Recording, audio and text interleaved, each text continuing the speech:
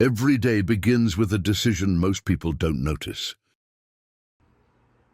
I notice it. This moment matters more than it seems. The perfect morning flip isn't rushed. It happens once the hand commits. Hesitation creates drag. Drag creates wear. Too much force shocks the mechanism. Too little leaves the circuit uncertain. The right pressure is firm but calm, like you already know the light is coming on. Half flips create half mornings. And no one needs that. If you want more control in your day, start here. Subscribe to Switch Authority. Flip the right switch.